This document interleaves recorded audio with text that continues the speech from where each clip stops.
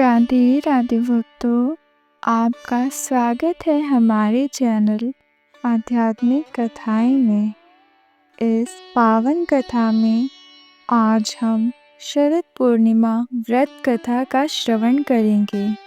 यह वो शुभ रात्रि है जब स्वयं माँ लक्ष्मी पृथ्वी पर उतरती हैं और अपनी कृपा से भक्तों के जीवन को समृद्ध और सुख से भर देती हैं। ऐसा माना जाता है कि आज के दिन चंद्रमा की किरणों में अमृत बरसता है, जो तन और मन दोनों को पवित्र करता है। आइए सुनते हैं शरद पूर्णिमा की यह दिव्य और प्रेरणादायक कथा। हिंदू धर्म में शरद पूर्णिमा का विशेष महत्व है।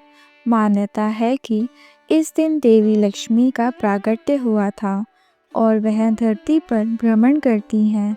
यह व्रत करने से माँ लक्ष्मी के साथ श्री विष्णु की कृपा भी प्राप्त होती है। आश्विन मास की पूर्णिमा को शरद पूर्णिमा कहा जाता है। हिंदू धर्म में इस तिथि का खास महत्व है। शरद पूर्णिमा की रात को चंद्रमा अपनी 16 कलाओं के साथ चमकता है।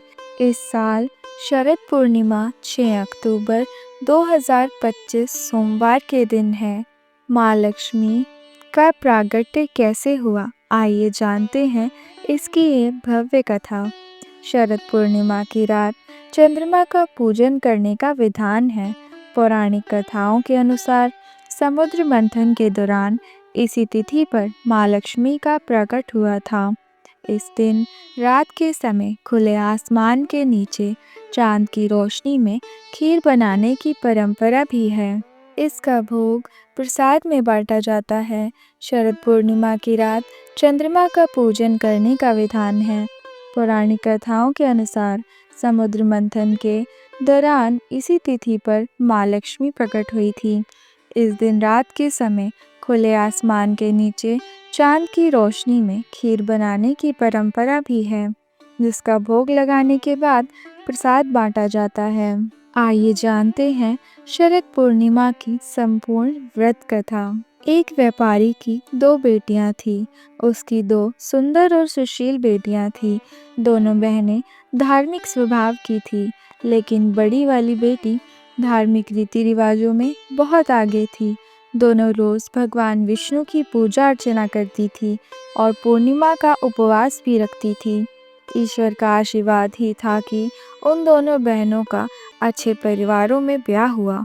शादी के बाद भी दोनों ने पूर्णिमा का व्रत जारी रखा, लेकिन छोटी बेटी के व्रत पूरा नहीं रखती थी और संध्या काल में ही भोजन कर लेती थी, जिसकी वजह से उसे पूरी तरह से व्रत का पुण्य फल नहीं मिल पाता था। बड़ी बेटी ने अपनी पूरी श्रद्धा से व्रत पूर्ण किया, जिससे उसे पुत्र की प्राप्ति हुई।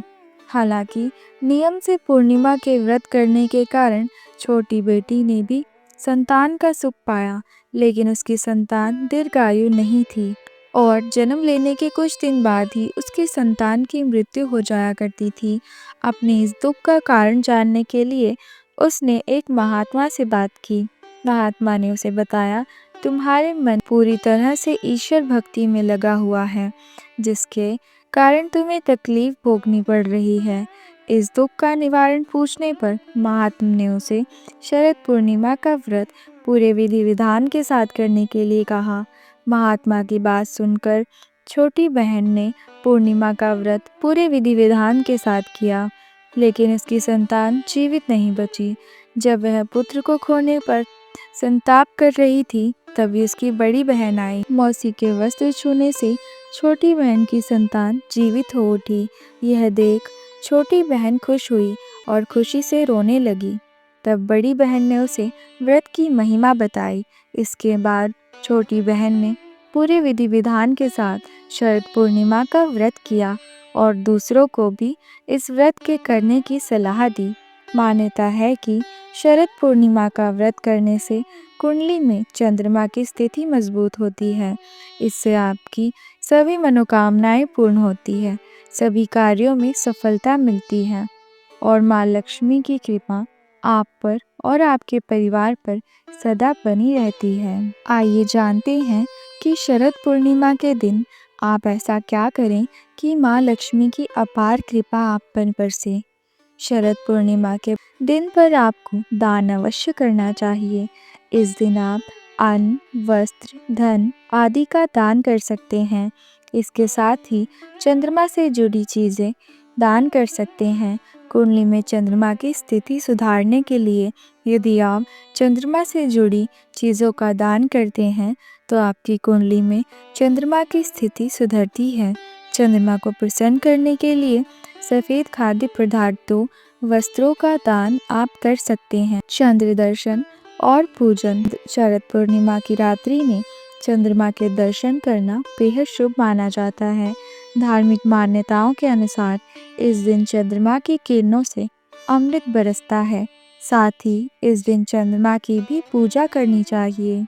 माना जाता है कि शरद पूर्णिमा की रात्रि में अगर चंद्रमा की रोशनी में आप खीर रख दें और उसे अगले दिन ग्रहण करें तो आरोग्य की प्राप्ति होती है। पूर्णिमा का दिन माता लक्ष्मी की पूजा के लिए भी बेहद खास होता है।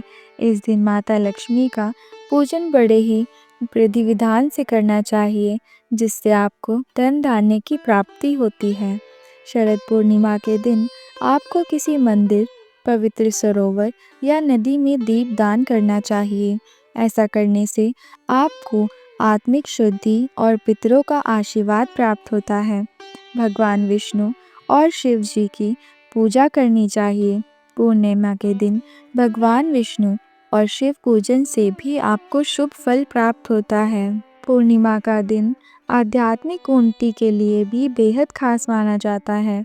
इस दिन आपको एकांत में समय बिताना चाहिए और साथ ही योग ध्यान भी करना चाहिए। आइए अब जानते हैं कि शरद पूर्णिमा के दिन आपको ऐसी किन बातों का ध्यान रखना चाहिए जिनसे महालक्ष्मी की कृपा आप पर रुक सकती है। जानिए कि शरद पूर्णिमा के दिन आपको क्या क्या नहीं करना चाहिए। शरद पूर्णिमा के दिन आपको तामसिक भोजन नहीं करना चाहिए। इस दिन मांस, मदिरा, लहसुन, प्याज का सेवन करने से मानसिक परेशानी आपके जीवन में पैदा हो सकती है। इसके साथ ही काले रंग के कपड़े पहनना भी इस दिन शुभ नहीं माना जाता। इस दिन आपको लड़ाई झगड़ा करने से भी बचना चाहिए। झूठ बोलने से भी बचना चाहिए।